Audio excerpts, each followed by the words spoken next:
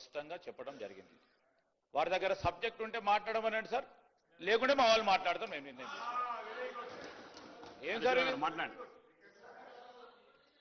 మాకేదో పెద్ద ఫేవర్ చేసినా మాది మీకు ఇస్తున్నా అంటే ఆ ఫేవర్లు అక్కర్లేదు, మీరు మాట్లాడటానికి మాట్లాడుకోండి అని చెప్పిన నేను. I don't want any favour. ఒకటి అధ్యక్ష, ఇప్పుడు 650 పేజీల రిపోర్టు మంత్రి గారు మాట్లాడుతూ ఘోష్ రిపోర్ట్ ఇచ్చాము, విజిలెన్స్ కమిషన్ గురించి మాట్లాడారు, ఎన్డీఎస్ఏ గురించి మాట్లాడారు, తాను కూడా కొన్ని ఆరోపణలు చేశాడు. I should speak on everything. 650 పేజీల్లో ఉన్న ఒక్కొక్క పేజీకి ఒక్కొక్క అక్షరానికి నేను సమాధానం చెప్తాను. We're prepared. ఇదంతా కూడా బురద జల్లే రాజకీయము. దయచేసి మాకు అన్ఇంటరప్టెడ్ గా నేను స్టార్ట్ చేయకముందే 2 సార్లు మంత్రి గారు లేశారు. My submission with honourable speaker, 2 చేతులు జోడించి మిమ్మల్ని ప్రార్థిస్తా ఉన్నా, డిస్టర్బ్ చేయకండి, మధ్య మధ్యలో మంత్రులకు ఇవ్వద్దు, నాకు కనీసం 2 గంటల సమయాన్ని ఇవ్వాలని మీ సవినయంగా కోరుతా ఉన్నా.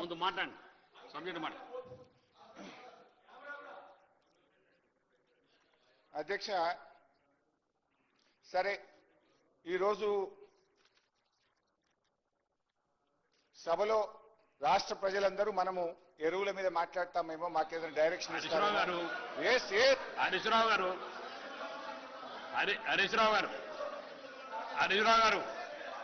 మీరు మీకు ఇచ్చిన సబ్జెక్టు కాళేశ్వరరావు మీద మాట్లాడామని, మీరు ఆ సబ్జెక్టు పోండి, యూరియా ఉంటే తర్వాత వేరే లైన్ మాట్లాడి మీరు ఇది మాట్లాడండి. ముందు మీ సబ్జెక్ట్, మీ టైం అంతా ఇట్లా అయిపోయి మళ్ళీ ఇంకా సమయం తర్వాత అడితే ఇట్లా మీరు దీన్ని మాట్లాడండి, మీ సబ్జెక్ట్ మాట్లాడండి.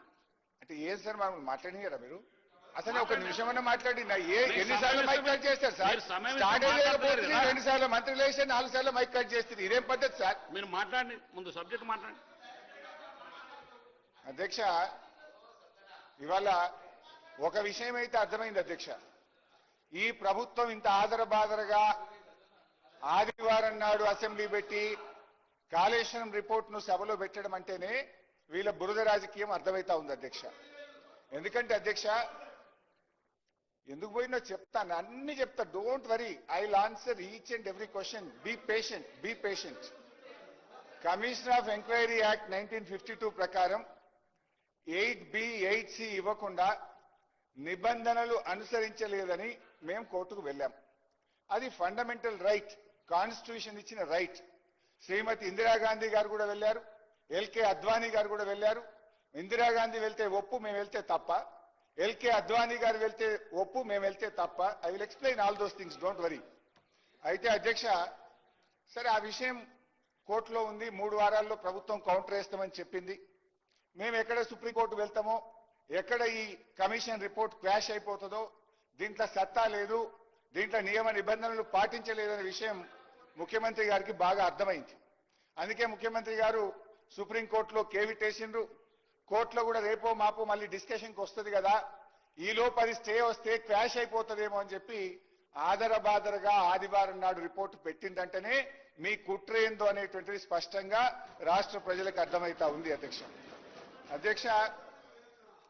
ఇప్పుడు విషయాలు వెరీ క్లియర్. ఇదంతా పొలిటికల్ గా మీరు చేస్తున్న కథ.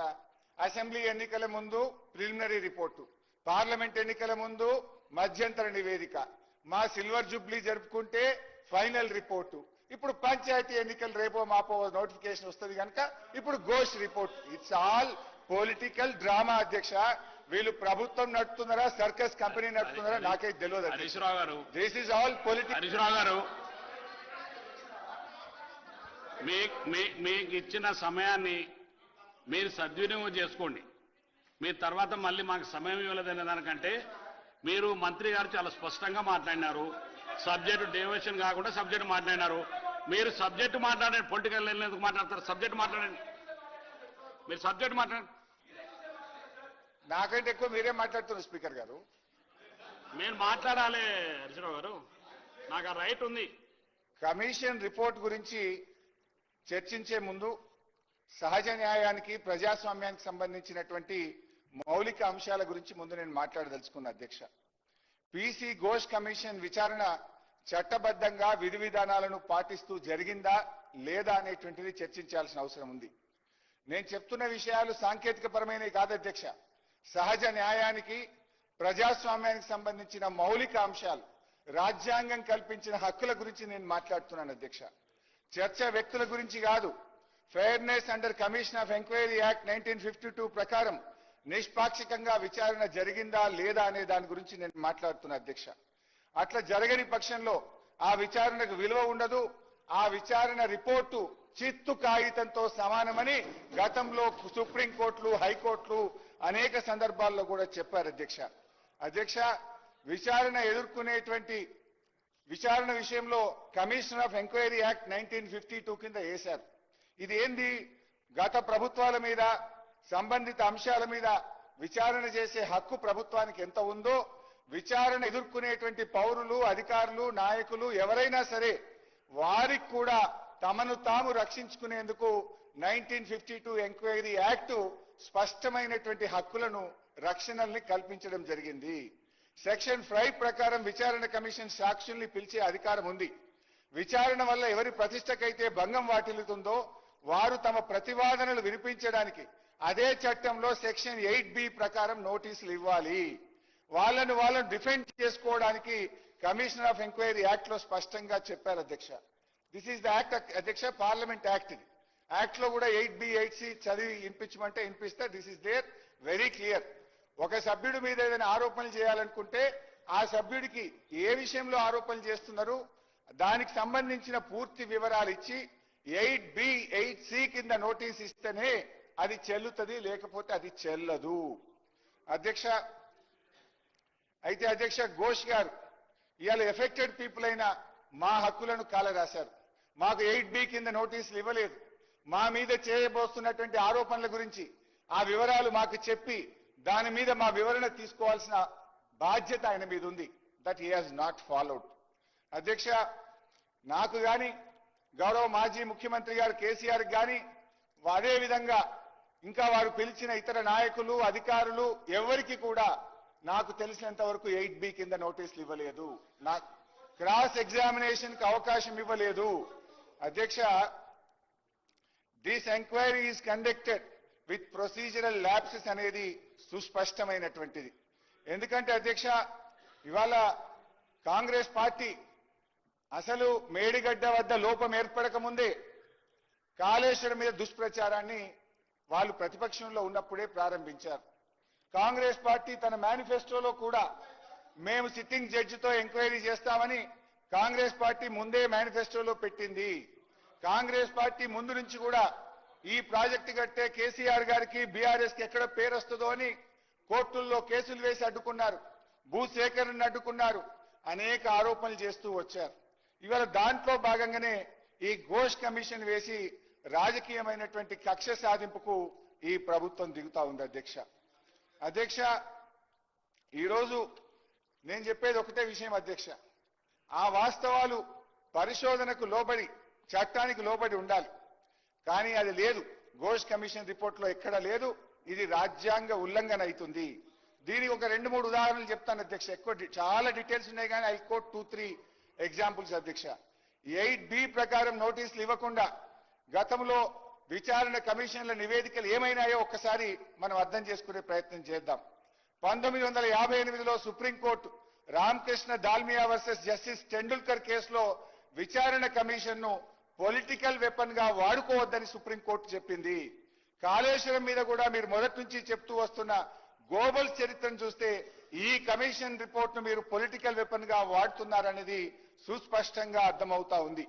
ఇదే కేసులో సుప్రీంకోర్టు ఏం చెప్పిందంటే, విచారణ కమిషన్ అయినా విచారణ సందర్భంలో 1952 చట్టాన్ని మీరకూడదు, చట్టం పరిధిలో నిష్పాక్షికంగా విచారణ జరపాలని కుండబద్దలు కొట్టినట్టు సుప్రీంకోర్టు చెప్పింది.